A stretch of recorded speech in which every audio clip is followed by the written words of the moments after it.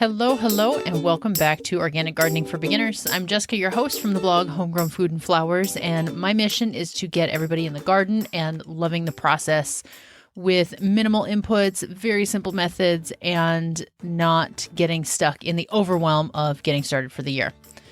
Today, I have a little bit different of an episode for you, and what I'm going to be doing is giving some of my recommendations or my favorites, specifically of YouTube channels, which might sound like a really odd topic to be covering on a podcast. You know, you'd think at least I would recommend other podcasts. But the reason why I'm giving YouTube channels is because sometimes you need to see what you're learning. And that's definitely one of the downfalls of podcasts is obviously there's no way for me to show you all the things I'm talking about, whether those are specific plants or methods to do something or what a little baby seedling looks like or whatever it is. And so, I learn from YouTube, of course. I'm experienced in the garden, but I'm still always learning. Or even if I'm not learning something totally new, maybe it's something that I already know or I already do, but I want to learn a different way of doing it or someone else's approach or, all the reasons that we learn, even if it's something that we have experience with. So these YouTube channels are ones I have followed for years, and I highly recommend them for a variety of reasons, and I'm going to give those reasons with each channel. So if you are normally a podcast listener, a lot of these you can still just listen to. You don't even have to watch them if you don't want to. If you do want to watch them, then obviously you're going to get the benefit of seeing what they're talking about or, how exactly to do something that's maybe a little bit wonky to just listen to and then do. And some of them just have really beautiful gardens or farms that are just pretty to look at and they're inspirational. And, you look at them and you say, man, I can't wait until my garden looks like that. And I find them very inspirational as well as educational. So, a podcaster is recommending YouTubers. And I did it right now at this point in the year, because this is such a big time for learning, whether that's the skills that you want to put into action right now, like how to seed start, or you are looking ahead to how to can the tomatoes that you think that you're hoping you're going to have a bumper crop of in the summertime.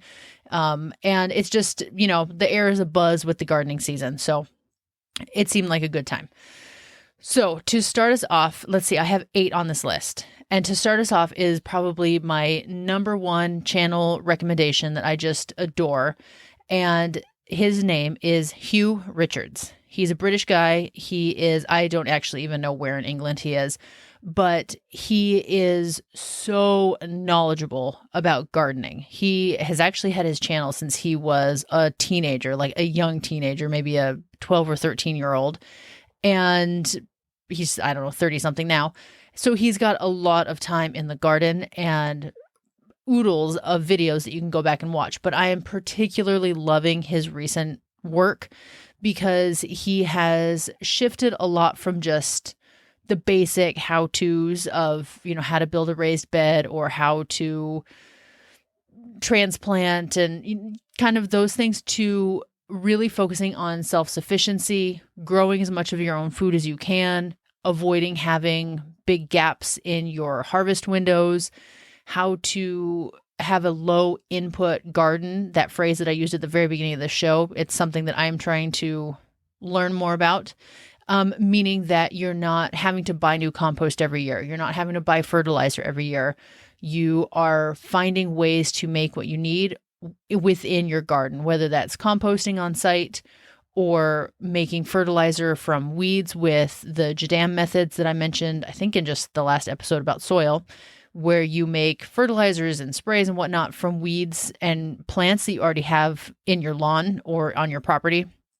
And he's super approachable, really he doesn't complicate things. And I find that just so helpful. And I love how much value he gives with his videos. His garden is amazingly beautiful and not in a fancy way, in a very kitchen garden functional type of way to where you look at it and you're like, oh, I could totally implement that into my garden. And he actually has a book that has already released in the UK. He has several books, but his newest one has released in the UK. It's coming out in the US in May. I cannot wait for it to get here.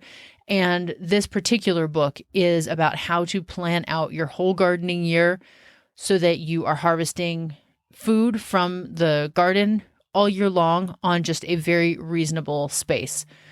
He uses half of the typical allotment garden size, so like a community garden size of what they typically have in England, so that it's not, I produce all my own food on an acre.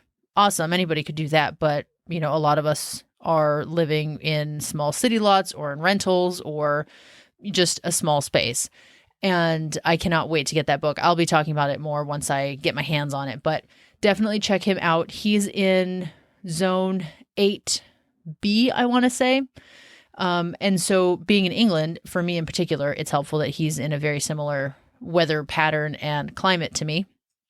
Obviously, when I was in California or South Carolina, the weather didn't apply, but I still watched him because he just gives really great information. So Hugh Richards, and I'll have all of these channels linked in the show notes so that you can just go check them out, whether to their main channel page or my favorite video remains to be seen.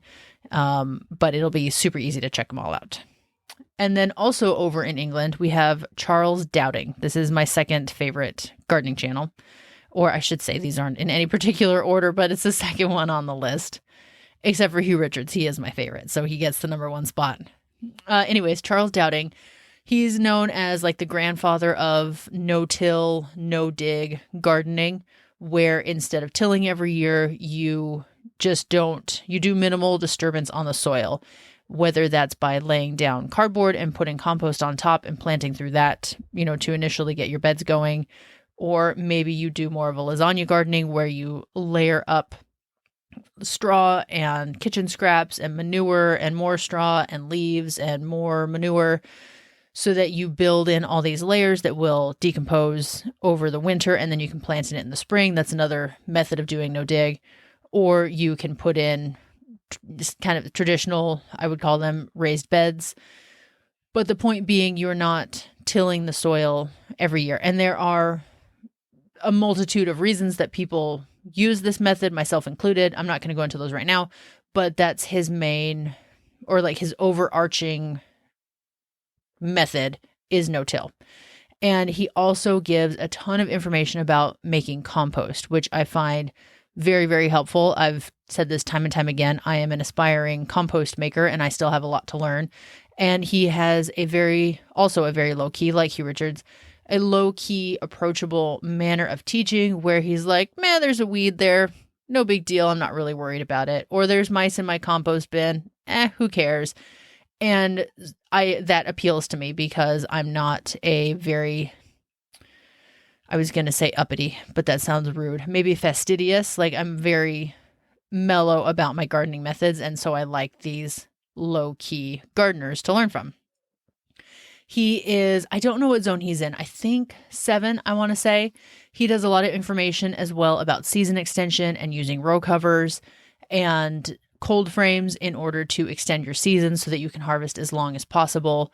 Very educational channel. He has a whole team working for him on his garden. So everything looks amazing. But then that allows him to get in there and show different composting methods or different early transplanting methods. And he even talks about worm composting a little bit. And so he just has a ton of resources. Also has books. I don't have any of his books. I think I got one from the library once, but I prefer to just watch his videos. Number 3 on the list, totally different type of channel, is called Shifting Roots. And this is a flower farmer in Canada in zone 5A, I want to say. She has a very short season, lots of snow. I think she's in Saskatchewan, if I remember correctly. And I really love her channel because when I was first starting to learn about flower farming, hers was one of the first channels that I found. And you'll notice a theme here. She's very approachable. She is a mom of, I believe, 4 kids, maybe 3. I think it's 4, trying to squeeze it all in. And some days she just can't get to it because, a kid is sick or there's an appointment or everybody had a tantrum all at the same time. And so the flat of flowers that she meant to plant out doesn't get planted out for another day or two. And I can completely relate to that season of life, as they say. And so I really like it. And her design skills with her flowers are beautiful. She makes these really awesome bouquets and she has some tutorials on how to make them, but those bouquets are just very, again, inspirational and kind of give you that idea of like, oh, I could grow this flower, that flower, that flower, make these beautiful bouquets to have in my house or to gift to people throughout the summer. And it's just a nice channel. One of the things I really like about her channel in particular is that she handles a lot of the business aspects of farming and growing, where she talks about how to sell cut flowers, how to sell at markets. I think she's got one on doing pop-ups, how to plan like your business expenses. She has lots of digital products and stuff too. But just even her free resources on YouTube, I find to be very informational, especially, like I said, early on in my flower farming thoughts of how do you actually make this work. And she's just a regular lady growing flowers, making a living from it. And I really like that. Next up on the farmer side of things is, called No-Till Farmer. And this is run by a guy named Jesse Frost. And he also has a whole team. He's got a farm called Rough Draft Farm. He's out in North Carolina or Virginia. I should know this. I believe it's North Carolina. And he does a market garden. So he goes and sells at the farmer's market midweek and on the weekends. And I believe he also has a CSA. So his focus is totally different than the home gardener. His focus is on productivity within the garden, as a whole, keeping things consistent, not having any gaps in your production. He talks about marketing, certainly. But he, as a no-till farmer, he is super focused on soil science, building soil health, composting, using natural inputs into the garden like microbiology, or not using landscape cover, and how does that affect your soil, like a living pathway type of thing. And even though he's on a much larger scale than me, he's got an acre or two, I think, in production. I can learn so much from him about every aspect of gardening that I can apply to my garden and that you could as well. So even though he is planting out, we'll say 1,000 lettuce plants, which we are obviously not doing, not even me, I can still learn from him how to relay crop, where I'm taking out a lettuce and I'm putting in something else, or how to interplant with my radishes on the side and my lettuce in the middle of the garden bed so that I can use that space to the best of its ability. A lot of the things that I talk about, he does as far as attracting pollinators, including natives and perennials, for providing habitat for birds and pollinators, beneficial insects, composting, mulching, cover cropping. He has a ton about cover cropping. And so I just find he's got a lot of very functional, very informative, and very applicable gardening information that you can use whether you're growing on a market scale or in a backyard scale. And I enjoy learning about the soil and composting things that he really digs into. Like, he's done a video on how to get more oxygen into his compost pile with these tubes that he ran through the middle to drive air into, to see if it would help the microbiology of the compost pile. Which, as I'm saying it, doesn't sound that thrilling, but I learned a lot from it, and it gave me some ideas of how to build my compost pile. So totally worth it, in my opinion. And really, that's something that is nice to see rather than just hear. Although that being said, he does have a podcast as well, where he interviews a ton of other farmers and how they succeed, their methods that they use, their organic methods. He's a certified organic farm, and so he really promotes those methods. And to sum it all up, I just get a lot of good education from him. He's at a way higher level than me as far as professional skills and science skills of gardening. So there's always something for me to learn.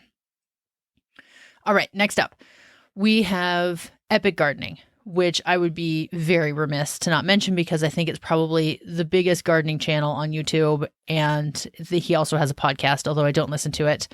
I watch his videos. And Epic Gardening is by a guy named Kevin, who is down in San Diego, which was awesome when I lived down there because his climate was pretty much identical to mine. He's a little bit farther south than where I lived, but still. And he breaks things down in a really awesome way, where if you are a total beginner, if you've never gardened before, his is a really great channel to watch because he takes things from ground zero. Like, this is a tomato seed. We're going to plant the tomato seed. Now we're going to pot up the tomato seed. We're going to transplant the tomato, or, well, pot up the tomato seedling and then transplant it to the garden. He does a lot of experiments of this variety versus that variety. Or one thing I do actually really like, I know I'm jumping a little bit, but he does a lot of kind of failure. I won't call them failure videos, but he's super transparent with, hey, I planted this crop. It totally didn't work. It didn't grow well. It didn't produce well, whatever the case. Here's what I think went wrong, or what I didn't do and should have done, or, this is what I'm going to do differently next time to try to avoid that. And I think that transparency is really, really important, especially when you're looking at these really established gardeners, whether they are podcasters or YouTubers or an author or somebody at the farmer's market. It can be very easy to play the comparison game of everything works out for them. They plant a seed and, oh my gosh, it's this amazing plant 2 months later, and they only eat produce from their garden. They never go to the store or the market. And that's really just not the case. And so I think he does a great job of owning up to that. Like, they planted a corn maze. Because he has a buddy, Jacques, who also has his own channel, that is in the vast majority of his videos. They work together all the time. And so they planted a corn maze, I think it was this last fall, in their property, and they wanted to, do it on this little mini scale because he's got 3/4 of an acre, half an acre. So he has a larger yard, but not humongous, not as big as you would typically think of for a corn maze. And it was a total flop. It didn't grow in thoroughly enough, or, thickly enough. There we go. So that it was actually a maze. And they said we didn't water enough and we didn't plant it wisely. And so he totally owned up to his mistakes. And I just think that's refreshing. But failures aside, very educational, very informative, great editing. He makes videos that I would never have the patience to do. He's got kind of dad joke humor. And he addresses everything from veggies to worm compost, because he's in the city, so he doesn't have a big compost bin, to rainwater catchment, a little bit of homesteading. He's got a second channel about homesteading on in an urban setting. He has a lot of water features on his property. Being down in San Diego, he wants to keep as much water on his property as he can. So especially if you're in a warmer climate, then give his videos a check, because I think you'll learn a lot from him. If you haven't heard of him already, you probably have. He's huge. Another one from the warmer climates is a channel called Growing in the Garden. And the gal here is named Angela. I think she's a zone 10, I want to say, but she's up in the high desert of Arizona. And even though her climate, especially now, is very different than mine, she has very informative videos, which I sound like a broken record. They're all informative. But she does square gardening, or she uses square gardening, square foot gardening that I know is a really popular approach to gardening, especially when you're just getting started, and especially when you are using raised beds, because it makes it really easy to plot everything out and maximize your space. And her season is obviously very, very long, but she also has to deal with excessive heat and sun scald and drought and not having, well, she does a great job of watering, but in that climate, you might have to deal with not having enough water, or at the very least rainfall. And she grows fruit on her property. She does a ton of companion planting. She does worm composting straight in her raised beds, which I think is awesome, and the method that I'm moving to with my worm composting, because having a freestanding bin just isn't working for me. But if you are in those higher zones, or in desert, or dealing with not as much water as you would like, then you could definitely learn some methods from her. She uses mulch and vertical gardening to maximize her space, and she just approaches things a little bit differently in a way that I can really appreciate. That sounds vague and cryptic, but check out her videos. You'll totally see what I mean. Growing in the Garden with Angela. Again, all these channels will be down in the show notes so that you don't have to go searching for them. There are 2 left on the list if your ears are about to fall off. This second to last, is called Regenerative Gardening with Blossom and Branch Farm. I've mentioned them many times on the show because I really like their channel. They are in Colorado. I forget what zone, I think 6. And she is a flower farmer. She is a veggie gardener for herself. She has a couple of sheep where she is using their wool in the garden. I believe she's a vegetarian, so she's not raising them for meat or anything, or even dairy for that matter. They're both boys. They are there to help mow the grass, a lamb mower, as I've heard it called, and to provide wool for the garden. She uses the wool in her soil blocks, and as a mulch, she's used them in some of her trays, and which I think is just a really innovative way to use an input that she already has in her farming and in her gardening. If you watch her channel, you're going to see lots of videos about soil blocking, about minimizing plastic use in the gardening world, like avoiding plastic seed trays or plastic in her greenhouse. Like she's got a nice little glass greenhouse that they built. She does no-till methods as well. She's a very good dahlia grower. She talks about dahlias all the time and shows how to grow them and how to, like, varieties to choose for cutting. She does a really great series about a beginner cut flower garden where she gives variety recommendations and sowing schedules and flows so that you have blooms all summer. And she just has a different perspective because she's so focused on the sustainability side than a lot of the channels that I have previously mentioned. They all include them, of course, but that's really her main message, is how to be sustainable in your gardening ventures. And so I think everybody can learn a lot from her. The last one on the list is called Self-Sufficient Me. And this guy is down in Australia. His name is Mark. I have no idea what zone he's in, but a hot zone because he's in Australia. And he is a funny, funny guy who has these little sayings in every single video that you come to say in your head because you know they're coming up. And he, as the name would imply, he does a lot about growing your own food, about working with what you've got to work with, composting, all of those same things. But I like that he is also very transparent with how things are going. Like he did a garden tour maybe a couple weeks ago, and he was talking about this is overgrown, that's overgrown, I've got weeds here, I need to clear this out. And so he's not trying to present a picture perfect garden. He's just working with what he's got to work with. And you can hear the kookaburras in the background whenever he's filming, which are the birds. And he has totally different wildlife, totally different weeds than we do. And so his climate and pests and things really don't apply to me, but I still get value in everything he does. He grows in these really big raised beds. And so I've learned a lot about how to use wood chips and like little logs, like a mini hugel culture type of way to fill the raised beds. And he has a great attitude about getting out in the garden, how gardening keeps him fit, keeps him mentally sharp.